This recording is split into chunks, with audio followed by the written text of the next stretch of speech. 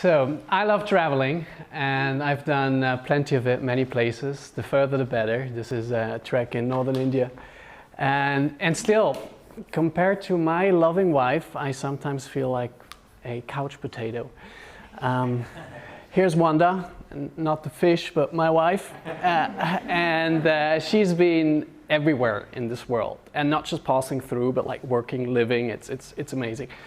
And the first place she took me to when we became a couple was this one, a tiny indigenous community at the Pacific Rim between Colombia and Panama. 250 people, very remote, no road access, no airstrip, so you got to go by sea.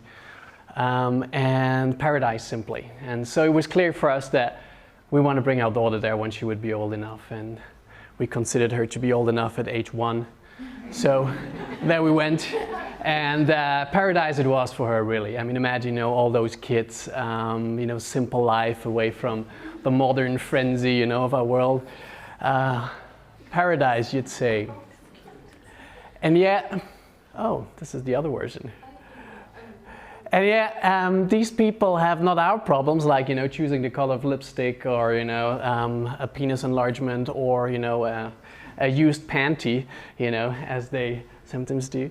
But these people also are human beings, and so they have their egos and their struggle for power and for recognition, and they have 3 churches in a village of 250 people because they can't decide which is the right God to believe in.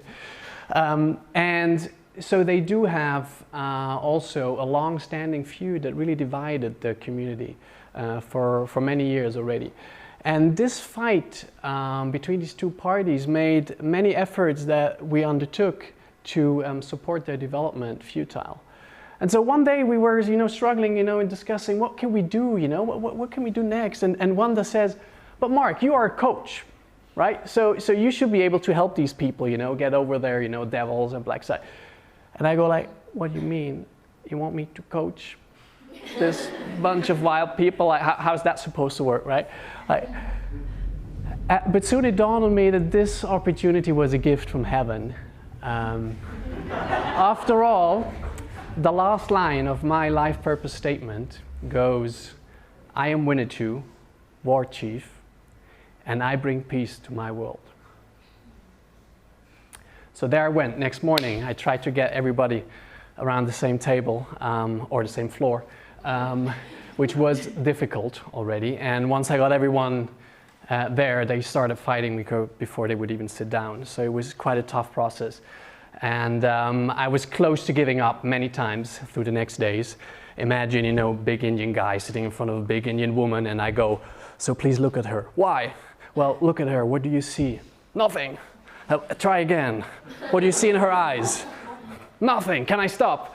So it was a tough process. But I kept going.